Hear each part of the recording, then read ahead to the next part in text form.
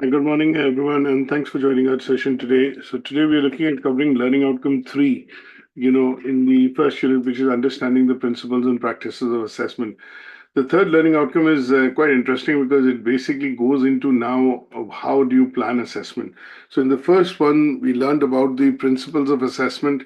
We went through the basic bits in terms of the key concepts and principles that we apply when we start, the process of assessment. So we looked at various models like the VASCAR model, or making sure that the assessments are valid, reliable, authentic, current, and sufficient.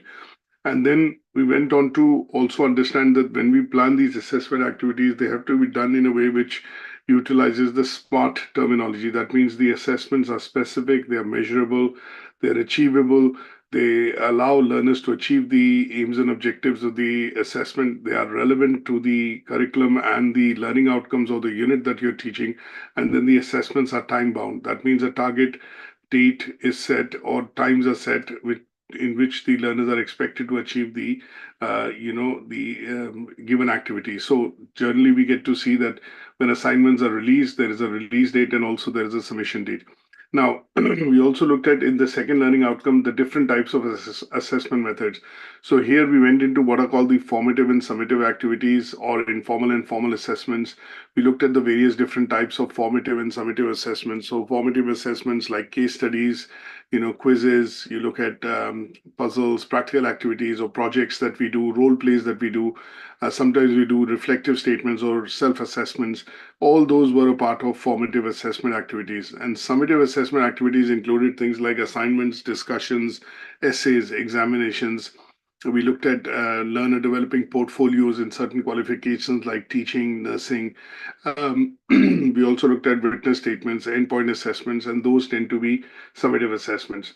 Now, after understanding that these two learning outcomes, what we are now doing is going into what is the third learning outcome, which focuses on understanding how do you plan assessment. So one, we know what are the principles and the key concepts of assessment. We know what are the different types, and today we are going to look at how do we plan assessment. Now, there are four assessment criteria in this, and what we're going to do is obviously look at going into each of these criteria in a bit more detail. The first one talks about summarizing factors which we look at considering when we do planning. So here is where we will talk about the assessment cycle. What are the benefits of using holistic assessment? This is something that we will be looking at as a holistic. So when we do look at assessments and when we do plan them, what we have to look at is that the assessment that we are planning tend to be holistic. So when we say holistic assessments, which are basically now a norm with any sort of assessments that we do in higher education, typically tend to involve what is called a comprehensive approach. And this comprehensive approach allows us as assessors to assess students on their learning, which is beyond the traditional methods. That means it takes into account things like academic achievements, but also personal, social, and emotional development, which the learner might be having or can have because they're studying a particular qualification. So when we do talk about holistic assessments, we will look into a bit more detail in terms of how it promotes the concept of holistic approach or assessment approach. How does it promote building up of cognitive, emotional, and social development for the learner, which leads to a more complete understanding of the topic, or say for example the unit or content that you're delivering. And in this case, it is using an approach which will use different types of resources which will allow the learner to be supported in a traditional way, but also there are planned interventions which are possible, which allow the learner's overall ability of learning to be enhanced, thereby addressing overall outcomes which are relevant to a particular unit, or say for example a module that the learner is being taught. Then we'll also look at minimizing risks that are involved in assessment. So when we do talk about assessments, what sometimes happens is a lot of situations when you're working as an assessor, in the role of an assessor, whether it's in a classroom, workplace, or any other setting, there can be some risks involved. These risks do not always relate to health and safety risks, but can be risks involved related to welfare, And in such cases, what we need to do is be able to understand some of these risks. And these risks can also be things like, when we look at planning and obviously doing assessments or marking for learners' work, it could involve things like plagiarism. Sometimes you have to make decisions which have to be done in confidence, or decisions which are, obviously going to be, say, for example, um, looking or taking into account the various types of assessments which have to happen. And in some cases, if we do find similarity or plagiarism, then in those cases, what we have to look at is look at things like, um, how do we inform learners? How do we ensure that the information being provided is taken positively? And there could be lots of different types of risk. I would probably just, name a few here. Things, for example, conflict of interest. You look at risk in terms of assessment for welfare. You look at risk which could be involved in terms of assessing when you're assessing written work, things like plagiarism, similarity, cheating, collusion, use of artificial intelligence nowadays, which is important. And these are posing risks to the assessment that we carry out as assessors. So this is not risk to the assessor, but this is risk to the process of assessment that we want to look at in this fourth assessment criteria. Now, we'll cover them in a bit more detail. Let's look at going through a few slides and a presentation that I've put together, and they would shed more light and information on what we are looking at discussing today as far as, the learning outcome 3 is concerned, which focuses on understanding how do we plan assessment. So, the main parts that we are focused on today would be the factors which are, in terms of planning assessment, what is holistic approach, how do we minimize risks, when we look at planning our assessment cycles, and then last but not the least, how do we look at adapting assessments, and making sure that we have enough resources available to be able to deliver the assessment. Now, first and foremost, let's revisit one of the things that I want to go ahead and discuss is what is assessment. So what is assessment that we define, that I've covered, say, for example, in the first session, and the very basics of it in terms of, the definition of the word assessment, or the essence of this particular unit. So when we look at assessment, assessment is, if I look at the dictionary meaning, feel free to chip in and ask questions. Now, when I look at assessment, the meaning of the word assessment is the action of assessing someone or something from a point of view of educational needs. Now, when we do talk about assessments and the meaning of assessment, it tends to be taking into account consideration of evidence, or evidence which can be considered for the purposes of assessing whether the person has met the criteria or not.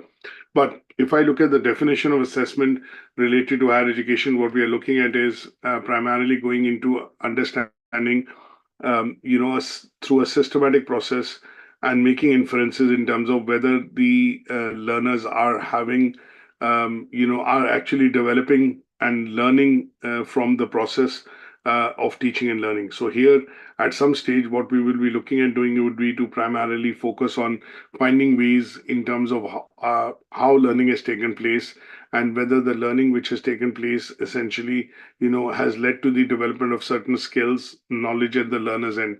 And when these assessments do happen, what we look at is we use different types of methods for assessment, and they could be formative, summative, and different types which could be used for the purposes of, depending on what content and material is being delivered. Now, how do you plan assessment? Before we start the whole process of marking or any sort of assessment, we would look at doing some sort of a planning. This would be the assessment planning cycle that I'm referring to. And here we are looking at, obviously ensuring that the work which has been set, the the methods which are going to be used for the purposes of marking or checking that particular evidence which is being submitted by the learner is appropriate. And last but not the least, we are ensuring that, there is sufficient time given to learners to be able to put together that evidence or portfolio across, so that we can holistically and completely check the ability of the learners in terms of their learning process. A good assessment typically would include things like, time and location. So in some cases, you look at, sometimes assessments can be location dependent. And a simple example that I would give here is when you go out and you're looking at giving a theory test or a practical test for a car, license, then obviously it's a location-based thing. You have to go in, and that involves a practical test. A location-based also would be when you are required to check and assess learners at their at their place of work, and that could involve a location. Now, you're ensuring that obviously, as assessor, the evidence produces authentic, reliable, valid, and sufficient, which is basically the VASCAR model. We are looking at ensuring that you identify clearly the assessment methods which are going to be used for assessing the student's evidence and portfolio. And last but not the least, you have the requirements which have to be met in order for that assessment to be current and valid. Now, there is a video that has been put together, which is a video which basically tells you how assessments or assessment cycles can be planned. And this is something that you can watch offline. This is a 7-8 minute video which basically explains the process of planning. But we are going to go through in a bit more detail. And this is what I'll discuss in terms of the slide. Now, very briefly, if I look at what is assessment cycle. So what we've done is, when you look at the assessment cycle, you are going to do some bit of planning. That means get together with other assessors in a particular setup or an educational setup. You would basically put into action some of the things which would be required from a point of view of, let's say, planning. And that would be things like, when will the assessment happen? What would be involved in the process of assessment? What is the content of the units, or the syllabus or subject areas that you're assessing? And then once you do this bit of planning, you would lead to also setting what is called some sort of goals and objectives. Now, once they've been set, they will be further developed in terms of strategies like interim assessment, sampling, or final assessment. And then at some stage, once the teaching and learning starts, you would go into the phase of actually implementing this. And at some stage, the assessments would essentially start. The implementation of assessment strategies would mean you're looking at picking up relevant assessments method, which could be things like, informal or formal assessments. Who does it, when it is done, where is it done, why is it required to be done, and how is it done? So you're looking at those bits. You'd also define the grading criteria in the assessment. If the qualification or the units that you're assessing are graded, then obviously grading criteria is to be designed and obviously explained to learners even before the process of assessment starts. And at some stage, once the assessments are underway, there has to be a provision for providing feedback to learners in terms of how they've done the work, or what grade they've achieved and why they have achieved this grade. That process would be the process of formative and summative feedback.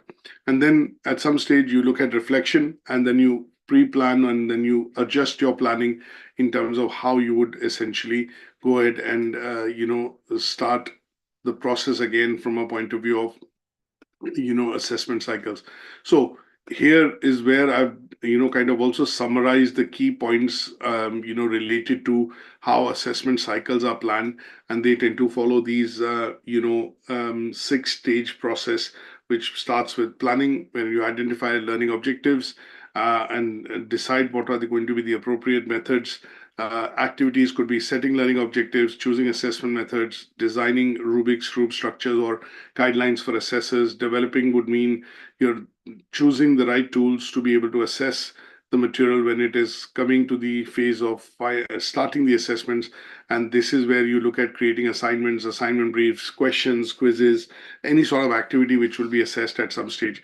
Implementation would be to basically then put it into action, which is where either exams, assignments are released, or formative and summative activities, depending on the unit or the content that you're teaching, are actually put into play, and the students get their activities to perform, which will then lead to some evidence creation, and that's at some stage you will start marking it or assessing it. Evaluating work would mean you're essentially now putting judgments into place, which could be whether the student has passed or failed, whether the student's work has essentially achieved a particular grade, and that would be recorded basis whatever guidelines were initially put forward at the developmental stage. Providing feedback tends to be when you are basically marking the scripts, assignments, case studies, quizzes, and then at some stage you're providing feedback in terms of strength and weakness areas to the learners, and that would be the process of feedback. Reflection would be wherein you analyze the assessed data to see how the class has fared or how the students have fared in the assessment over the term. Have the average grade increased? Have the, how many passes are there? How many merits are there? Or how many distinctions are there? And then if you feel that at some stage this is not allowing opportunities for learners to achieve at the highest level, then we need to go back to the planning stage again to rethink in terms of what assessment methods would be appropriate, how would we test the knowledge and understanding of learners and the skills that they're developing, and then you put appropriate methods in place and the whole process starts again. So when we look at assessment cycle and how do you plan assessment, this is the most critical part of your assessment planning strategy. This is a process which is cyclical. It happens time and again during the phase or terms or annually, and obviously in such cases you also do a reflection on whether it was the what are the learnings from the assessment cycle, and obviously if there are any changes which need to be done, they are then implemented accordingly to put them into action for the next subsequent set of assessments that you plan. So at this stage, if there are any questions, feel free to ask. Now, going into some of the assessment criteria, we look at with that understanding, how do you summarize factors which you look at while considering assessments? So when we look at considering assessments, what we are looking at essentially is that we are looking at various things which are keeping in mind the objectives which are there for learners to achieve. What would be so when I say summarize factors to consider planning assessment, what we are looking at here is that what are these factors which essentially would allow learners to effectively produce evidence which will meet the criteria of the assessment. So in such cases, what we are looking at is that we are going to go into factors which will be making sure that learners actually understand what are the clear objectives of the assessment which is going to be done. So if I set an assignment for the learners after they study a unit like strategic management, what I need to be able to do is explain to learners why is it that I have set an assignment and what are the tasks or learning outcomes in the assessment criteria and the assignment that they are going to cover, and how these would be related to the tasks which are being set. I would need to ensure as a teacher that they are aligned with the curriculum. That means they are aligned with the learning objectives of the qualification or the course that they are doing. And this would be ensuring that the learning outcomes are having an adequate coverage in the assignment brief which has been produced. Then I look at the choice of assessment methods. In order to ensure that they are fit for purpose, what I would need to do is ensure that the methods, which are, say, for example, in this case, an assignment or an exam or a research report or a case study, whatever it is, that is matching the learning objectives and it suits the learner's need. Now, sometimes we have learners with disability, or sometimes we have, certain types of assessments which are, not adequate or fit for purpose for a particular unit. Now, if I look at research project as a unit, or a project management as a unit, then in such cases, what we need to be able to do is, if it's work-based learning, then what we need to be able to do is, obviously, once the teaching of the unit has been done, at some stage when the assessment is set, the assignment is set, the assignment has to be set in a way wherein it allows learners to go out and practically put into action some of the things that they've learned. Things like how to conduct a literature review, things like how to develop a research methodology, how to collate findings, how to collect data, and that bit has to be done in terms of choosing the right assessment methods. Now, these right assessment methods allow the learner to put the learnings that they've got into practice, and that would be the role of ensuring that choice of assessment methods is done. Then let's not forget the model that we refer to time and again, and that model tends to be the VARCS model, VARCS. So that model basically looks at validity, authenticity, reliability, sufficiency, and currentness in terms of the evidence being produced. That has to be looked at some stage. And then what we also look into from our perspective is how would be the feedback be provided? Now, the feedback that we need to provide to learners has to be constructive, which allows learners to develop. And, obviously, when I say develop, it means it encourages them in some cases. As an example, if the learner has been achieving a pass in assessments, or how do we encourage learners to achieve merit or a higher grade like distinction? How, if the learner is not making the cut in terms of meeting the pass criteria, then what kind of feedback do you include in the assessment, which allows, motivates, and gives enough information for the learner to then redress, amend, and change the work to be able to achieve a pass. And then you are looking at fairness and a consistency in terms of your assessments. That means you are fair, you are free from bias, and that has to be included in the planning of the assessment that you do. And then there has to be regular communication. You have to look at ethical considerations in terms of ensuring that the feedback which is provided, or the grade which is provided, or the outcome of the assessment which is done, is confidential between the learner and yourself. And obviously the ethical guidelines have been followed in order to ensure and explain most of the assessment criteria related to the assessment which the learner has gone through. So in this case, these factors essentially would look at contributing, collectively to a well-planned assessment cycle that could effectively help in, measurement of what the learner has learned and gained in terms of knowledge from the sessions and from the topic which have been delivered in the class. So a summary table that I put forward here essentially, summarizes the factors that you plan and consider when you are planning assessment. So making sure that the time, assignment which has been set is actually meeting the criteria of the curriculum. They're aligned with the learning objectives and the assessment criteria of the unit.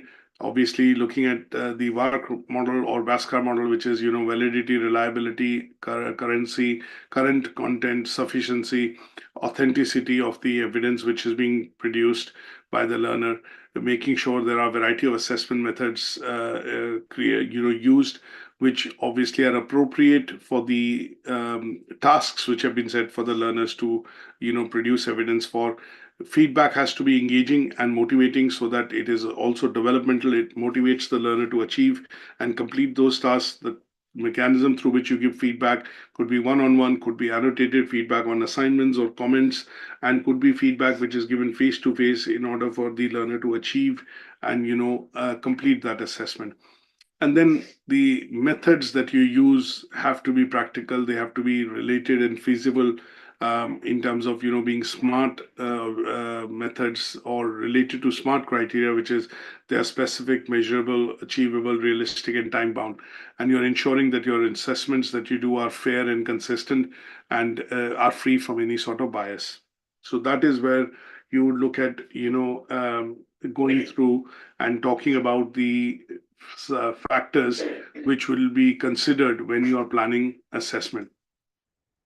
Now, the other bit that we want to look at in the second, so any questions on that, please feel free to ask through the chat route as well. Now, the second assessment criteria is basically, talking about evaluating the benefits of a holistic approach for assessment.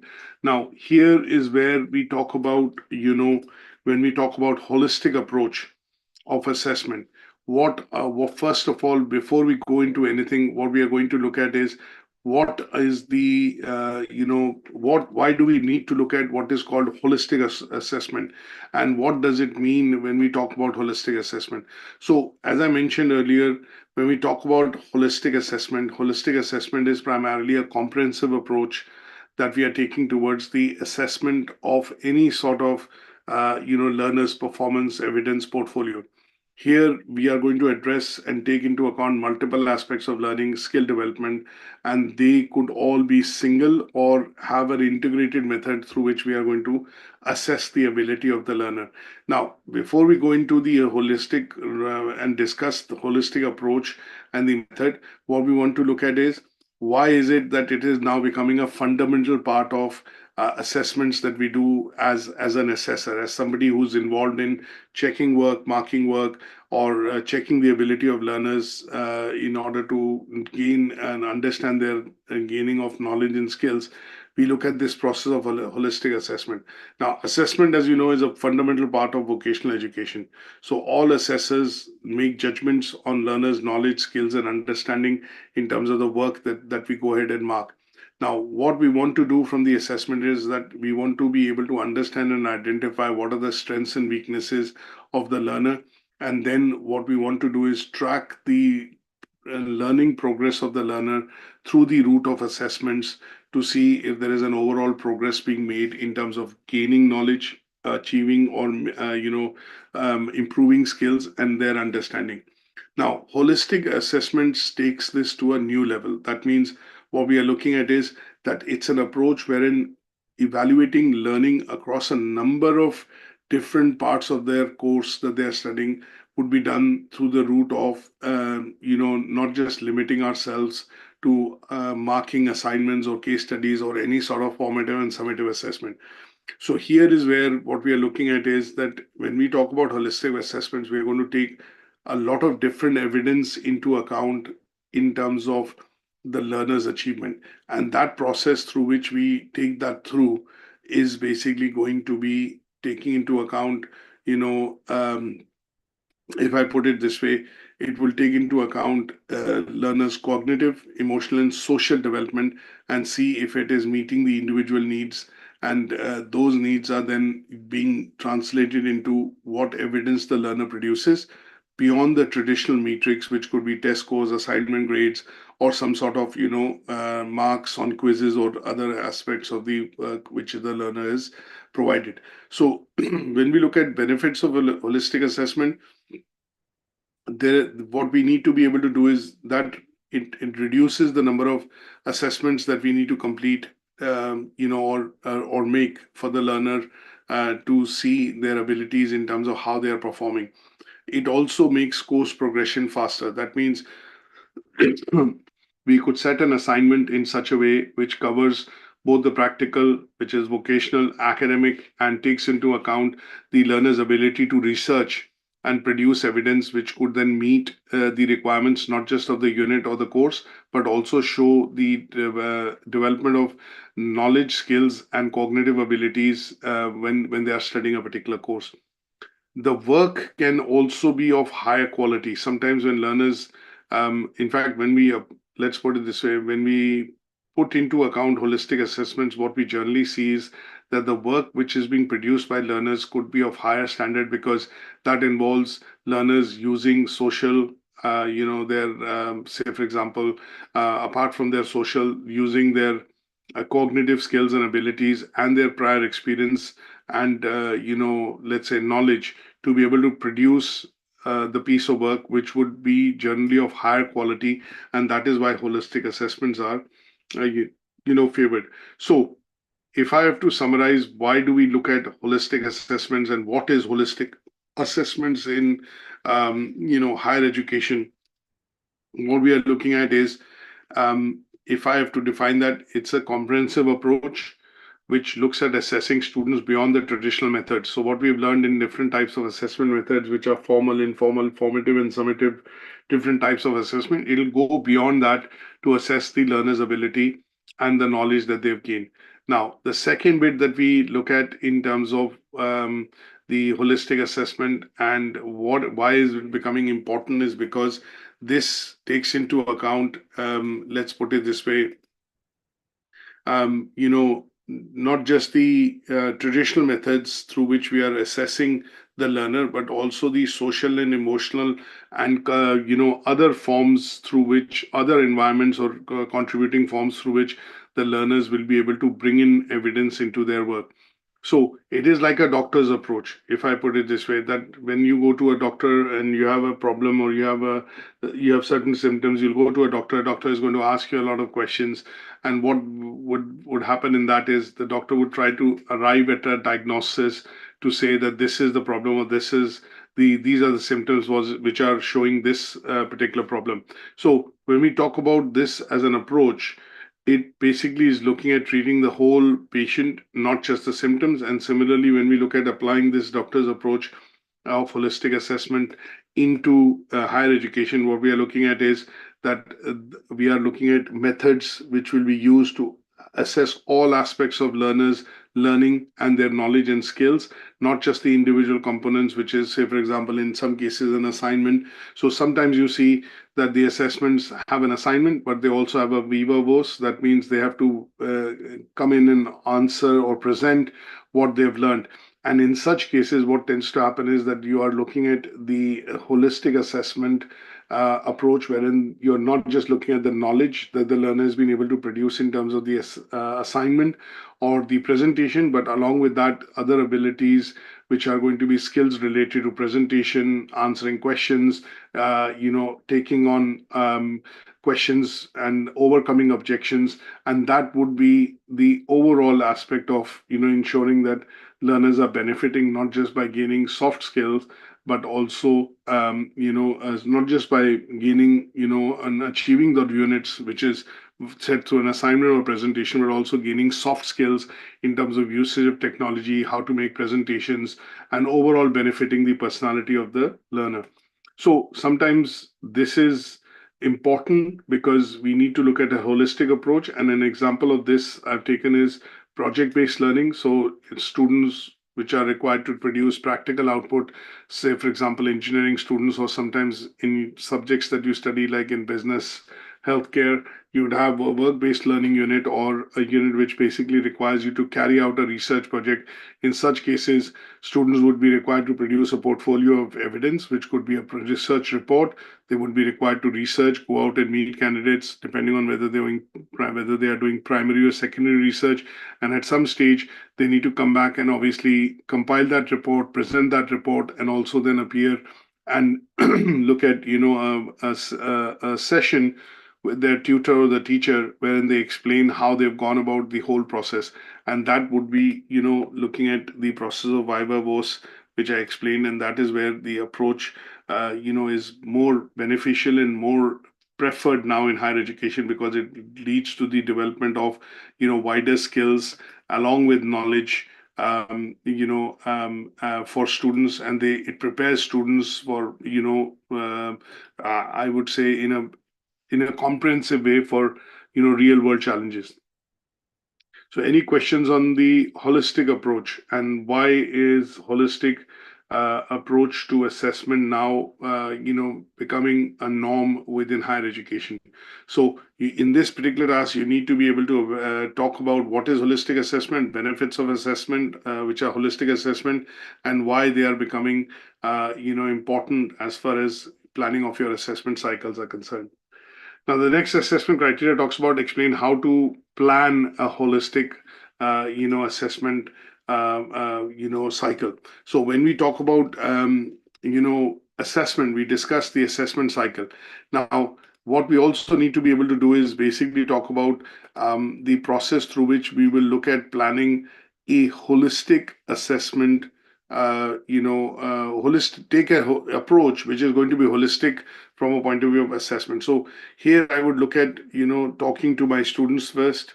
If I look at giving a practical example, in terms of how I would do this by taking into aspects of the, let's say, speaking to students, I would also look at, speaking to my peers in terms of understanding what are the objectives of setting the assessment for, say, a particular term or for a particular unit.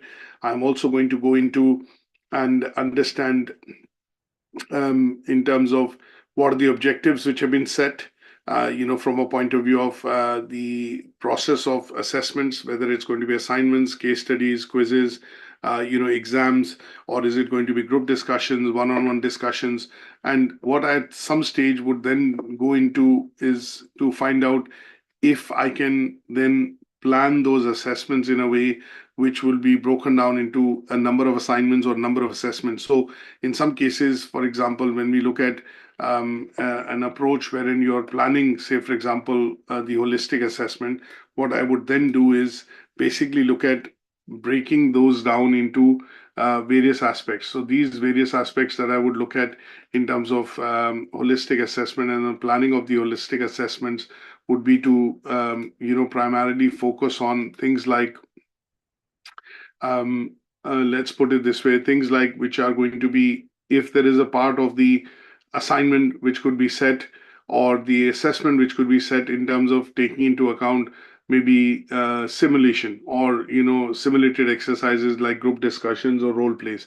Can I look at some part of the assessment being focused on creating, or which will involve, for example, research, and the let's say the learner working on their own to produce some evidence, and that could be bits related to an assignment. Some part of that could be practical demonstration, and that practical demonstration could be demonstration that would involve, say for example, making a presentation, or in some cases producing an output which would be based on some practical experience that they've had, and that would be looking at taking into account learners' ability to be able to produce that assessment. So in such cases, it will be important for you to understand what is the learning style which the learners have. So for example, you go into WARC questionnaires and you look at what kind of, what is the preferred method through which the learner actually, or the student actually learns. And in this case, you would look at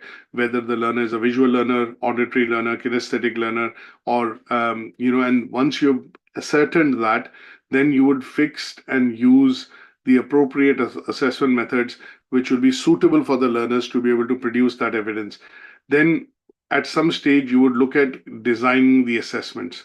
So we are going through the same 6-step process, but taking into account not just learning which is happening predominantly through the route of meeting the curriculum requirements, but we are also taking into account, the focus is primarily, or taking into account the assessments which will involve work activities rather than just the specific elements, in terms of doing an assignment or taking an exam. So here the holistic assessment is going to be underpinned by professional judgment that will reduce some part of the time required to be spent by me as an assessor to look at the whole process. So here, what I would do is develop activities in such a way that are going to involve the learner's use of different skills.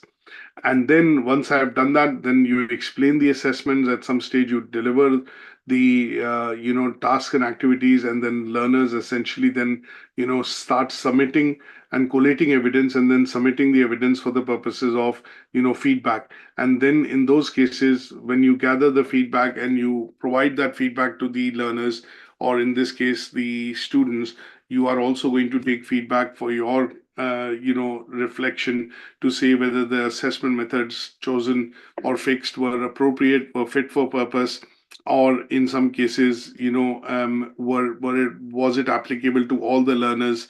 Was the time and duration of assessment, enough?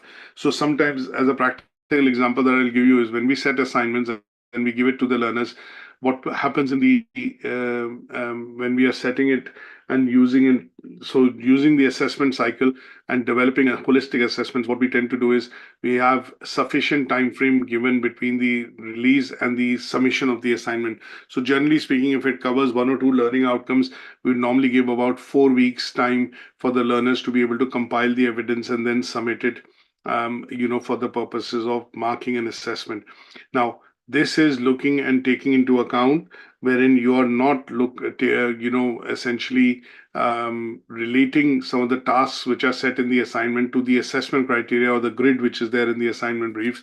And what you do is you give a detailed scenario, and after that, what you do is you put some tasks down which are related to the assessment criteria with the same command verbs, but leave it to the learners to develop and then create the evidence which would then be used by you once the work is submitted to do the assessment. So in some cases, what you'll look at is you'll have pass order words or tasks, and then the expansion of that into comparison, analysis, or evaluation would be a merit, and then comparing and contrasting or critical evaluation of that would be leading to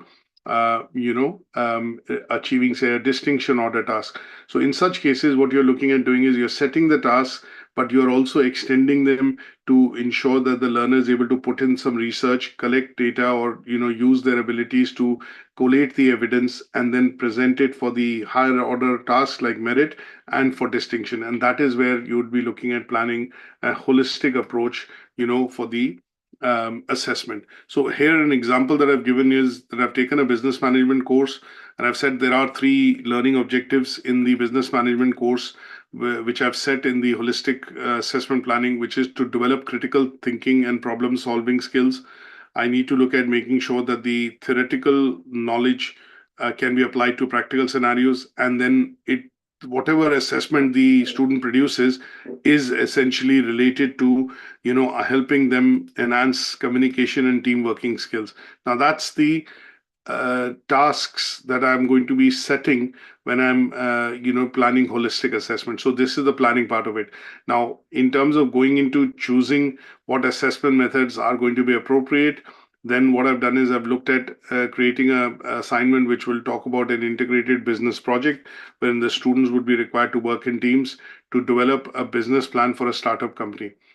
The output of that needs to be produced as a presentation, which each student would contribute in presenting, and then the portfolio or the related evidence in terms of methods for assessing whether what contribution has been made by what learner, a learner in that particular overall project would be done by assessing the portfolio. And that would consist of a presentation, a research plan, a startup plan, a business plan, or whatever different documents they produce. And we will be looking at individual contributions which the learners are actually doing in that particular portfolio. And that would be recorded as observations or witness statements by me as an assessor. And that would allow me to differentiate what work has been produced by which particular learner and what is their contribution in production of that particular work, and the grading part of it would be done accordingly depending on what they have contributed to the overall portfolio. So different assessment tasks would be set, different formative assessment methods that could be taken into account for the purposes of this particular holistic assessment have been listed down, and they've been explained to the learners. So for example, when we do talk about checkpoints or formative assessment, draft reviews which can be done, and then at some stage this could be then used by the learners essentially to um, produce the final assessment which would be submitted and then marked by the assessor.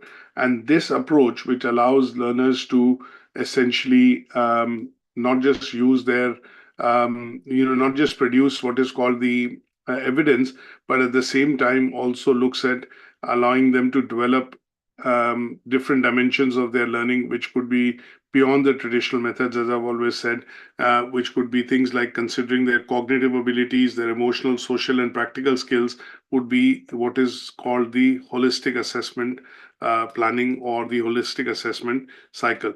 So taking an example of how this would be done would be through the same assessment cycle that you look at.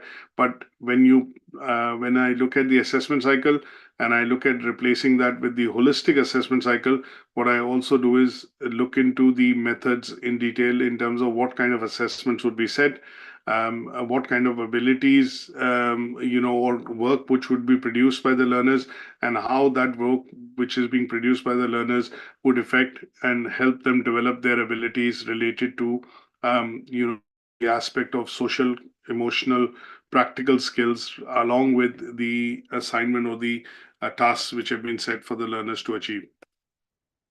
Now, the next task in the assessment criteria focuses on understanding how do we analyze risks that can be involved and how do we minimize those risks when we carry out the process of assessment. So here, when we talk about risks in general, as I mentioned to you earlier, they are not risks to assessors, but these are risks which can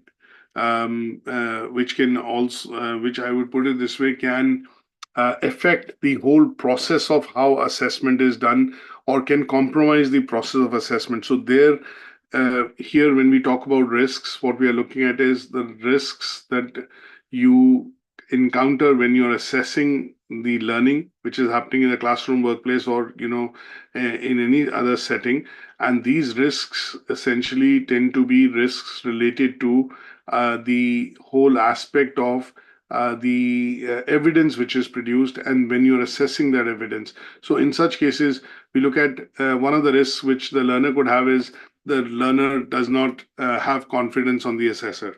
That could be one of the risks. That means there is lack of positive relationship or lack of trust between the assessor and the learner. So if you dislike your assessor or don't like the teacher, then obviously in that case, what it risks is the learner will not be looking at producing work, might delay the production of the work, or submission of that work, and that is because they have a lack of confidence in the assessor in making the correct decisions.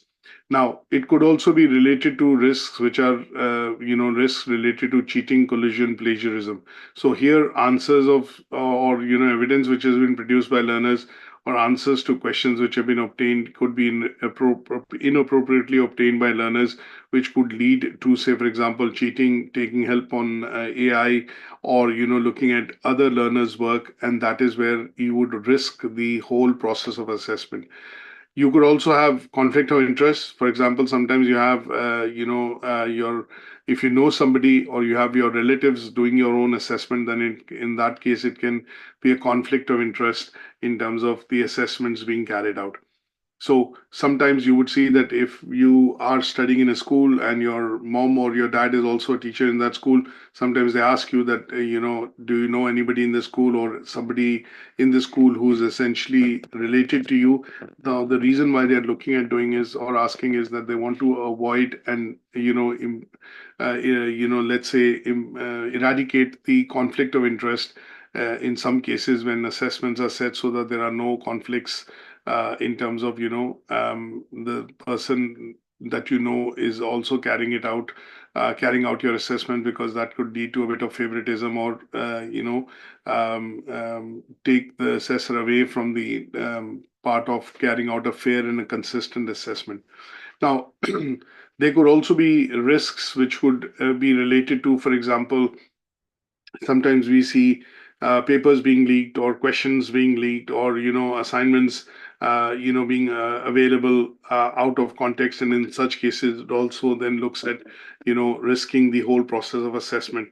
Now, there are obviously these are some of the bits that I've spoken about or talked about from an assessor's point of view. Let's look at some of the risks which we see from a learner's point of view. One is if the assessment method and the time frame of assessment has not been explained to the learners, then this could put undue pressure on learners to be able to produce evidence which could be rushed, which could be incomplete, and that would mean it is putting pressure on the learners to submit assessment for a particular assignment or task which has been set if adequate time is not given.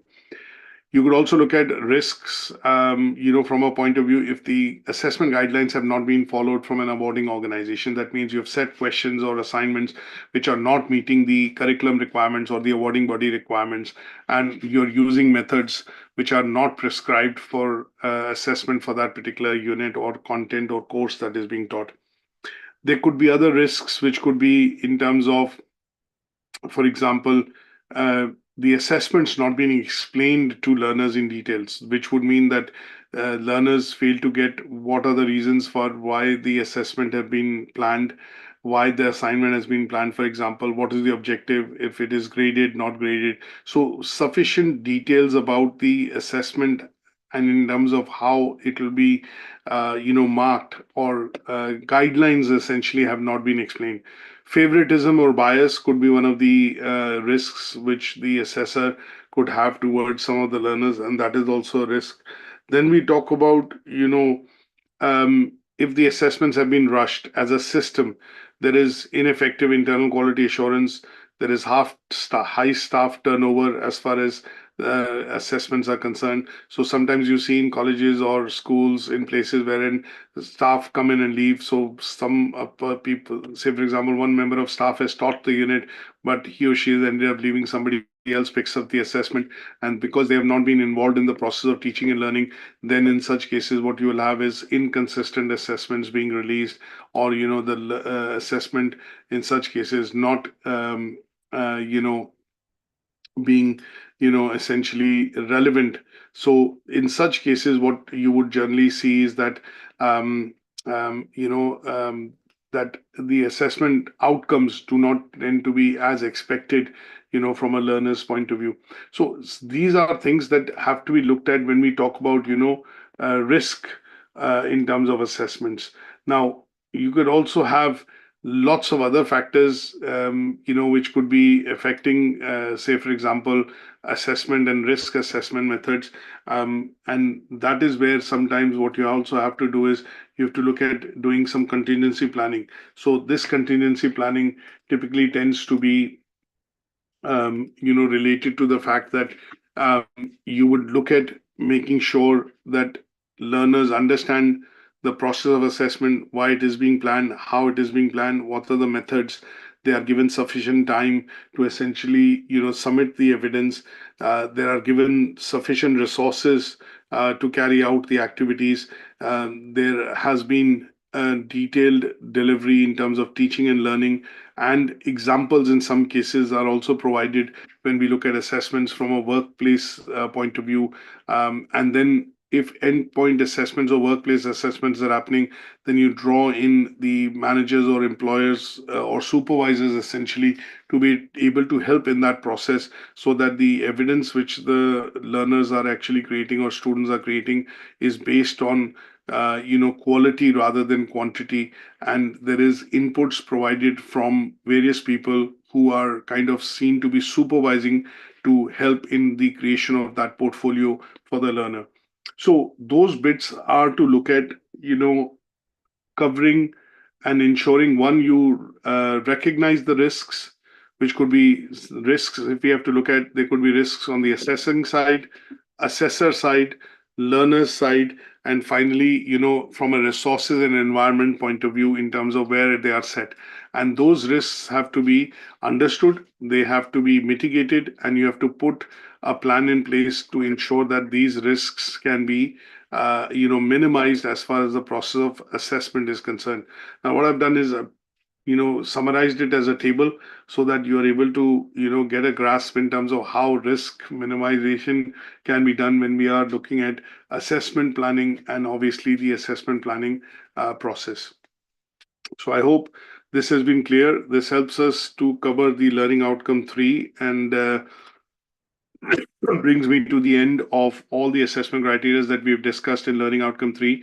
So if you have any questions, feel free to ask me. What I'm going to do is, for the purposes of, reading further, on the discussion that we've done today, I'm going to make sure that you have certain documents which are available for the for understanding holistic assessment. So that is one of the things that I'm going to put forward as an article. And this article on holistic assessment, I would expect that you study in order to gain, knowledge. The other bit that I'm also going to do in terms of, providing would be a document primarily on the assessment cycle, so that you're able to understand what the assessment cycle is. And this assessment cycle that we look at would cover aspects of planning, planning and implementation part of it. And this bit would be again useful because when you go into planning assessments and obviously doing assessments, specifically in the field of higher education, you need to be aware that how do you go about doing the planning of the assessment, which is what we've discussed initially in the table, here. And you need to be very clear on this. And this particular handout that I would provide would essentially be useful because it will, help summarize that how do you plan, how do you set objectives, how do you collect data, how do you ensure that there is buy-in from the learners. And this would then be useful from a point of view of understanding this overall, I would say the learning outcome. Now, I would plan and provide this particular bit, from a point of view of, say, schooling, just to look at how you look at, planning the assessment cycle at schools. But it could also be something that you could look at, for, I would say, further education. It could be for, higher education, whichever one. But the idea is to try and get a good sense of why is assessment, planning and assessment cycle very important as far as teaching and learning is concerned. So this bit is going to be useful for you to go ahead and read. And when I look at the, bits on the assessment cycle, there is a small, presentation which I would expect you to go through in terms of further reading, and that would allow you to fully understand, the learning outcome. So I hope this session has been useful, and I will see you in the next one to discuss learning outcome 4, and we will hopefully, then dwell further into what we are discussing in this particular unit. Thanks.